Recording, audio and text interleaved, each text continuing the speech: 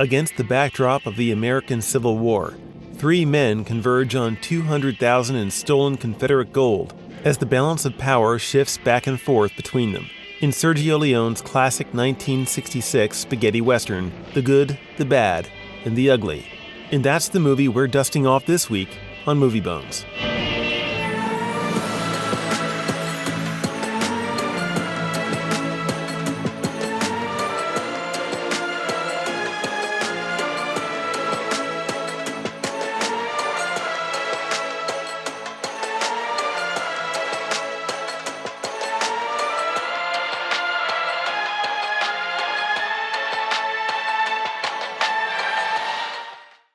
I am not going to whistle this tune. For those of you out there, it's like you're already hearing it just by the title alone, I imagine. So I don't have to whistle it. But yeah, this is The Good, the Bad, and the Ugly. And man, I gotta say, it's not my first time watching it, like I said last week. But I was so excited to share this one with you, Ryan, because it's an excitable movie to share, even. I gotta hear, what did you think? If I told you I hated the movie, would that shock you? It would. I would not expect that. Yeah. It would be a very shocking thing. That's the farthest from the how truth. I felt about this movie as possible. Yeah, it's farthest from the truth. This is a really, really neat film. Also a very ambitious film. Yeah, 3 hours. It's an epic. Yeah, that's probably the only thing about this movie that I was not a fan of. But there was one point that I was like, all right now. Let's speed this up. It's obviously, I said this wasn't my first time seeing it, but the movie length is close to 3 hours long, but it's actually longer than the previous times I've seen it because they came out with a director's cut version just a few years back, and I guess the version I was used to seeing was from before then. So there's little scenes interspersed in and out.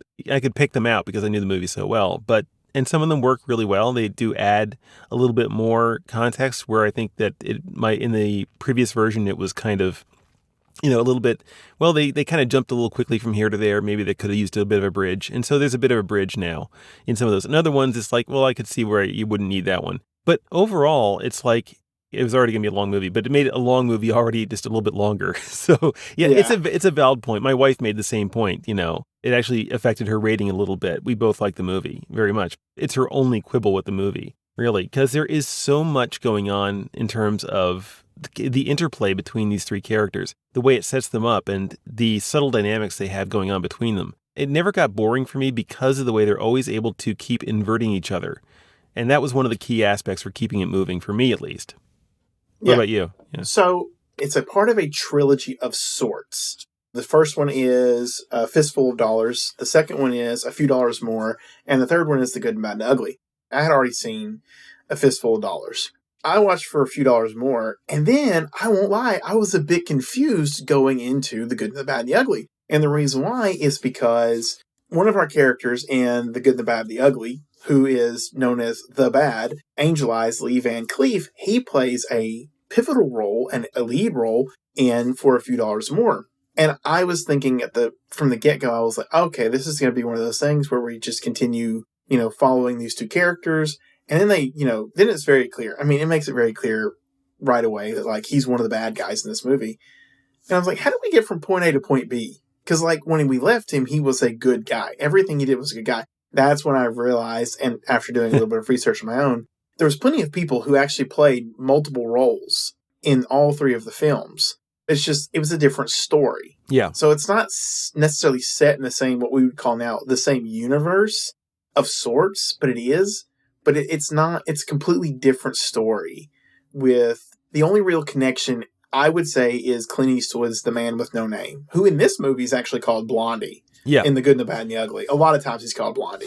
And I think there is something even just into the idea of having your character be the man with no name. I haven't seen the other two films like you have, except I kind of have with seeing Yojimbo is basically Fistful of Dollars. But it's like he's an archetype. Have you ever seen Rango? Yeah.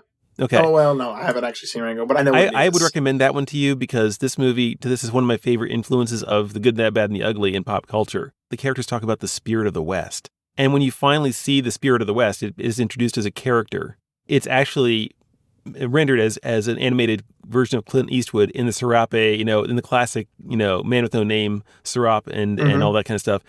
And it's like, that's perfect because that's who he plays. He is the spirit of the West. He inhabits, almost like he comes to inhabit in each one of these roles a different version of the same character, so that it's like you're starting over every time. I guess it's kind of like having a traveling show where the same actors put on different costumes.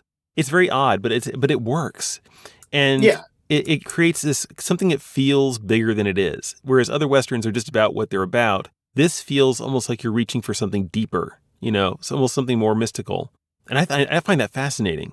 I agree with that assessment. In fact, you talk about how his character is different, and we're talking about different, but at the same time the same. Yeah. It's really there at the end of the movie. There's this really neat scene because you get kind of more of who he is as a person. Now, he's not a good guy. Clint Eastwood's character, in that sense, he's not a good guy. Good is a relative qualifier here. Yes. He's a fair person. He's not going to kill someone just because. And like a lot of bad guys would do. But he's also, he also understands the way of the world. So he's like, I'm going to look out for me. I'm going to get what I feel like. I don't want to say I feel like I'm owed, but if I earn it, I'm going to earn it. But you also got the Civil War going on. So there's a really neat scene right there at the end of the movie where Clint Eastwood's character, he's wearing this duster the whole entire time. He comes across this dying Union soldier. I don't know. It could have been a Confederate soldier, but he comes across this dying soldier and he has compassion for him. He gives him a couple puffs on a cigar and he lays his duster over him and the guy winds up dying. Well, in the next scene, the ending part of the movie, when Clint Eastwood's character shows back up, he shows back up in his traditional, and when I say traditional, the the costume he wore for a few dollars, or for a fistful of dollars, and the costume serape. he wore in, yeah, it's the poncho or serape, whatever you want to call it. But he shows up and that's when he becomes those characters again. Yeah. It's like when they all come together is what I'm saying. There is something almost symbolic about it that he's donning the clothes of a dead, because he picked it up off of the dead guy. The guy who's dying. It's almost like he picked up what's left of his innocence a little bit. You could read a lot into it. I mean, you could read a lot or little or nothing. But the fact that the film allows you that much leeway in itself, the way and that actually brings me to another great point, because it's those little things that are wordless that you have to just notice about the film. There's a scene early on, and I love this. I've really come to appreciate Tuco's role very much more. In fact, I would almost argue he is the main character in many ways, because you follow his story more than anyone else. You know more about them than anyone else. And it's not that he grows at all. None of them are actually so-called grow. That's not that kind of movie. But there's a scene with Tuco where he's without a weapon. He wants to get a new weapon, so he goes to a shop. Guy lays about 5 guns in front of him, and he's not happy with any of them. Not individually, but he starts picking them apart, and then just methodically and one at a time, not like in a planned way, but just kind of like experimenting. He's tinkering with what works, and he's listening. He twists the barrel in his ear, and he's listening for what he wants. And he finally puts it all together. He tests it out, and he shows you his lethality too, also at the same time. And then what's the next thing he does? He holds the guy up. And most of this was without words at all. It tells you so much about who the character is, how the ugly just doesn't match his visual appearance. It doesn't just match his kind of, his crime spree, which is another thing I'd like to get into, is like the way the litany of crimes he's guilty of. But basically, it lays out his way of thinking about the world. He's not planning anything. The other two, the good and the bad, they're all more planners. They're thinking 2 or 3 steps down the line. And Eli Wallach's performance, which I have come to appreciate that more and more over time. He's a really great actor, and I want to see more films with him in it. And there is another one I'd like to get to with Audrey Hepburn, so I know you'll like it. But that's another story. But yeah, it's stuff like that. And I could name a dozen more shots like that, where it's just about manipulating action in front of the camera that reveals so much more than just what's going on. You know what I'm saying? It's layered. I get more out of this movie every time I see it, Ryan. It's such an ambitious film, and then everyone that talks about it being such an ambitious film. Like, it does feel like 3 hours. I know it's a long movie. I think if you cut it down to just 2 hours, I mean, you're still probably going, okay, what did I miss? What am I not seeing? What themes are being present? What humanness is that I skip over by accident? And it comes through the music, it comes through the scenery, it comes through how the movie is shot. It comes through how the movie is acted. All of these things. We know that this movie has inspired other movies and has inspired other filmmakers. Yeah, like I just talked about Rango. Yeah, it's like that was only a few. That was like a dozen years ago, maybe. I mean, it's not. I mean, I know Quentin Tarantino. This is one of his favorite movies of all time. Yeah, yeah, and you can see the relationship between this movie and his movies too. You can. I guess that makes it untouchable, to be honest with you, which is a good thing. Yeah, I mean, because it wouldn't surprise me to see a remake of it in the future. I know this, though. You couldn't make this movie very much earlier than they already did. It's a very different kind of Western from what people were used to dealing with at the time of its release.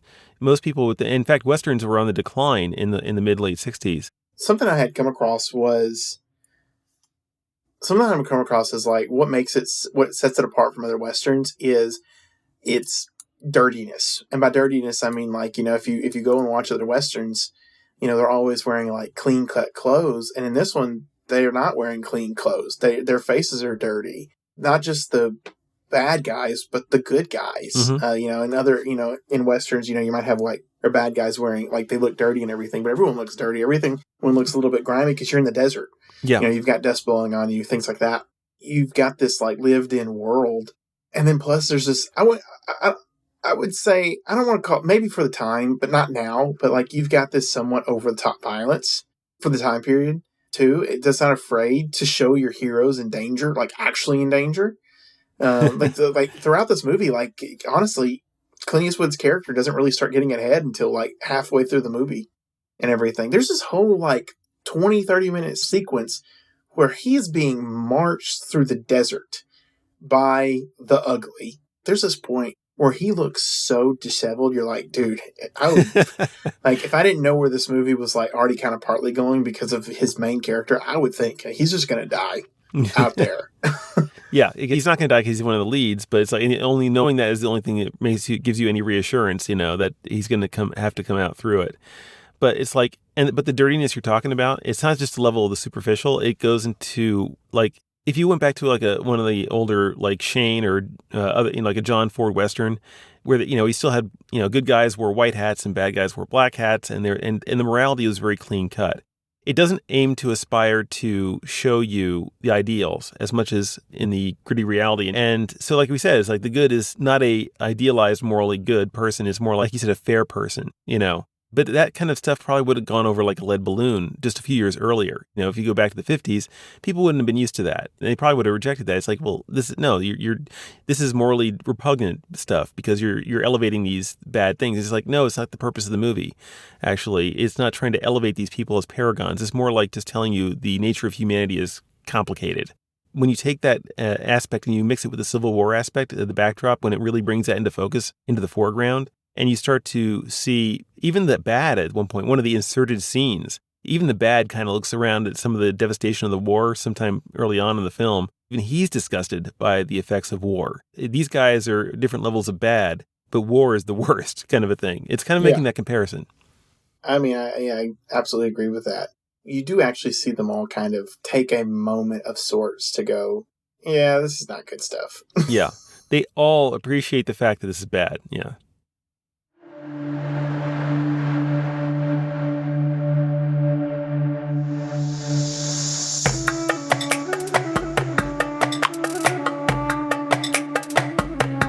I do want to talk a little bit more about Eli Wallach. Apparently, he made friends with the director. He didn't speak any Italian, and the director didn't speak any English. But they both spoke French. Leone spoke French really well, and it was that Eli Wallach barely spoke any at all. But it was enough for them also to establish a relationship with each other, and they really ended up working well together. And I think they stayed friends even after the film wrapped. He came to Wallach with the intention of, he wanted to offer them the role, but Wallach wasn't initially interested because they hadn't released the films yet. They all got released the same year, I think. All these three films got released in the same year because there was a backlog. I think it had to do with the copyright issues we talked about with Yojimbo. The holdup with that meant that Eli Wallach hadn't seen any of these films yet, even though this is the third in the series. So when he finally got him to show these movies, it's like, I see what you're going for, and I am totally on board with it. It's also the movie that kind of forged a relationship between him and other actors. Like, I think he and Eastwood did a movie much later, too, together. I think it was called Mystic River, I think, but I haven't seen that one. But he's become, over time, the most interesting aspect of the film for me. He's almost like my favorite character now. It's crazy.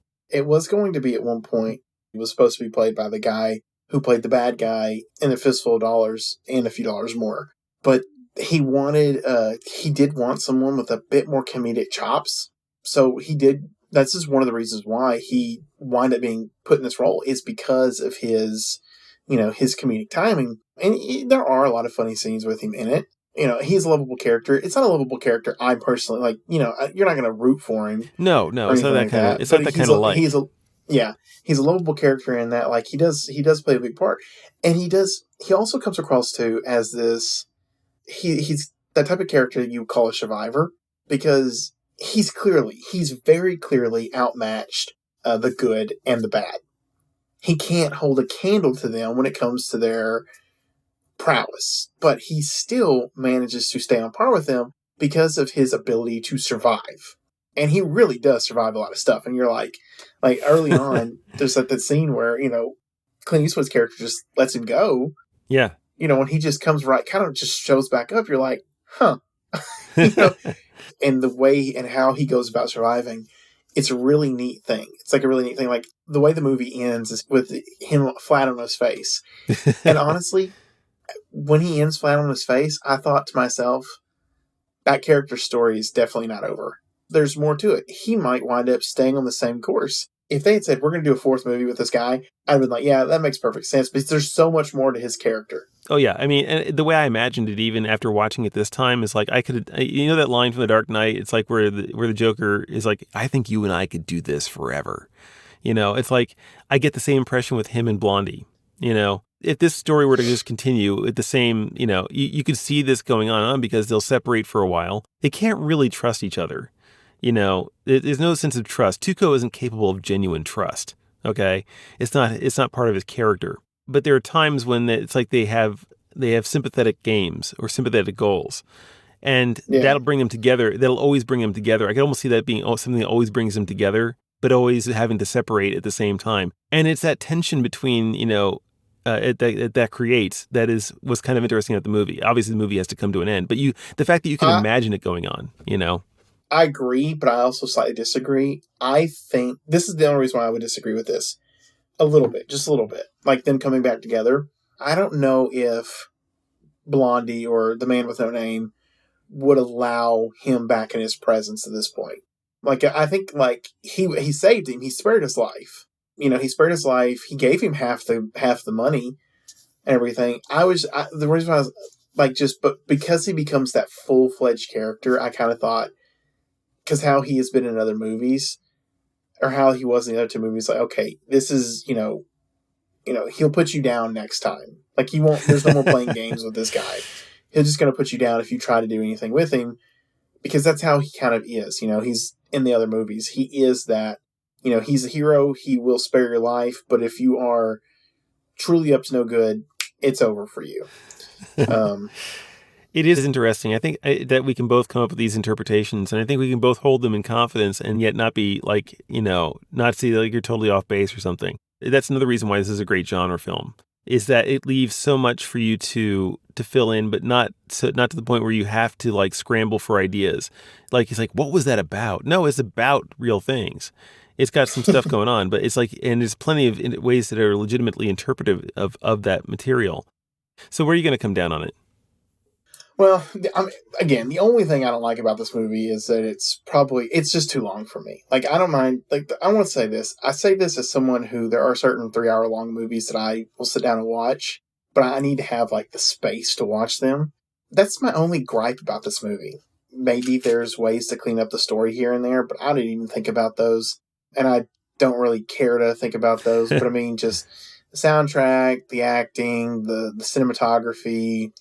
It's a movie you go and watch, and so I'm going to give it a Fortune and Glory rating. Yeah, that's totally where I'm at with it. The movie, even from my initial viewing of it way back when, I can't remember when the first time I saw it was, but it's only grown with every watching I've gotten out of it, and I think that's going to keep probably being the case for a while at least. It'll probably level off at some point, because no movie can just keep revealing itself over and over again. But it's that rich and deep. Yeah, and I'm going to be honest with you, like, you can glean this, honestly, too. Like, I love this movie. I thought it was a great movie. I think the second one's a better film. You think the second one, the few dollars more? I love the story of the second one so much. Like that, after I watched both movies back to back, I'm like, I really love this film, The Good, the Bad, the Ugly. I really love the other movie as well. So, like, the whole series, I think for us, because didn't we do a few dollars more, or for a fistful of dollars before? Only if you count Yojimbo. It's because the Yojimbo. Now Maybe, you've seen maybe you've seen both Yojimbo and you have seen. I have seen all three of these Now movies. So the whole this is series worth to getting me, into. Go ahead. Now you're in a position that I'm not in. I can't be in right now okay, because you can. I Go will ahead. say it then. Yeah. I'll absolutely say it. All three of those films, A Fistful of Dollars, A Few Dollars More, the Dollars trilogy, and The Good, the Bad, the Ugly, Fortune and Glory, all the way, 100%. Okay. But what about comparing it, Yojimbo to A Fistful of Dollars? Because of their closeness in the material. The only thing that's different is like you could tell because they're so close in material, and that's his first film. So they're that you're figuring things out. I wouldn't call it the weakest film, but you do have that. It is very much not a shot for shot remake, but it's very much a remake of a Yojimbo. And the only thing is, Clint Eastwood's character is more stoic than Yojimbo is. So basically, it's your aesthetic choice. The story is the same, but it's like it's a shade of which shade of aesthetic you're going for in terms of your lead. Because he's got Yojimbo is more the character himself. What's his name in that? Is it Ronin? He doesn't have a name either. Yeah. He gives as his name Sanjuro, which isn't an actual name. It just means 30-year-old mulberry field, which that's why other people look at him funny. His character is a more lively in its own way. Like he's got more comedic chops than Clint Eastwood's character of the Man with No Name does. Yeah. I see your notes here. Like the one big difference is the cigar. Yeah, you don't see Sanjuro going around with a cigar. And that's the thing. It's like that cigar plays a really big role. It does. In all three movies. You kind of wish there was a world in which those two characters met. Because it would be a great film. Because like they do have a lot of similarities to them. When it comes to it, I would probably say Yojimbo over A Fistful of Dollars. Okay, yeah. But then Sanjuro is the second one, right? Yes. But A Few Dollars More over Sanjuro. Okay. Interesting. Yeah. And over all of the films. It's just in my personal opinion. All right. Yeah. I mean, I love Sanjuro. I mean, that's that movie is about. That movie's like roughly 2 hours long. If you have not seen For a Few Dollars More yet, you should go watch it. Okay. That's the thing is I have to talk to my wife about that. Her tolerance for Westerns is pretty low. I understand. And and we just burned it all. With a 3-hour epic Western, we just burned all of that for a good long time. I can't. I very much understand like waiting a little while. Yeah. I tried to watch Unforgiven with her a while back, and we couldn't make it even very far into it. So, and that's another one of my other favorite Westerns, but that's a different story. It was well outside of the scope of Movie Bones.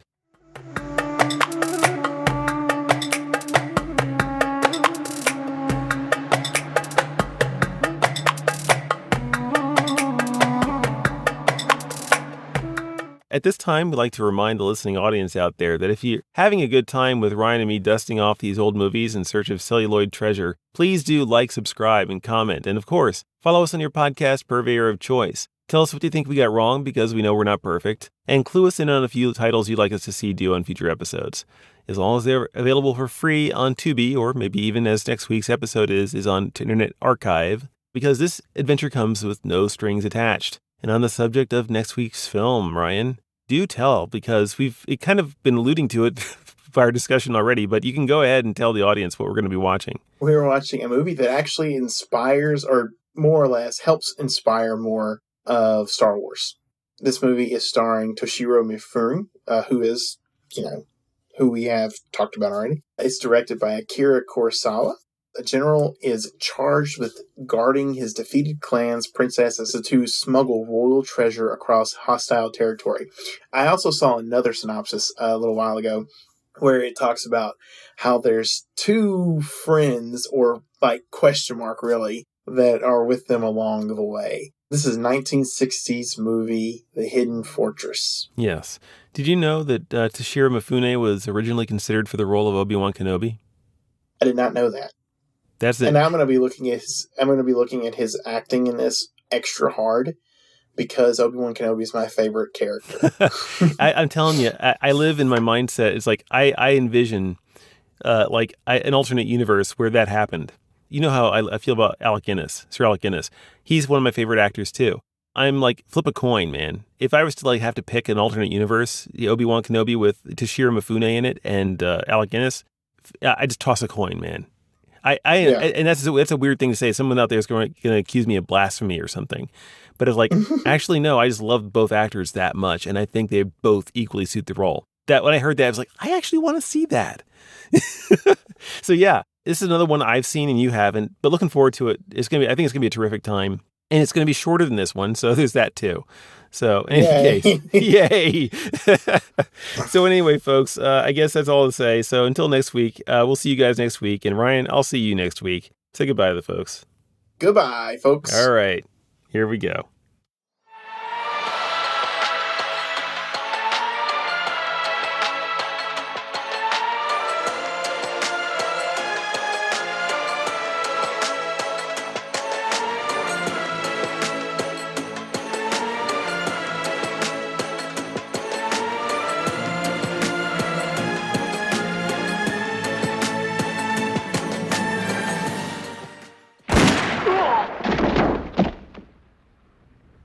When you have to shoot, shoot, don't talk.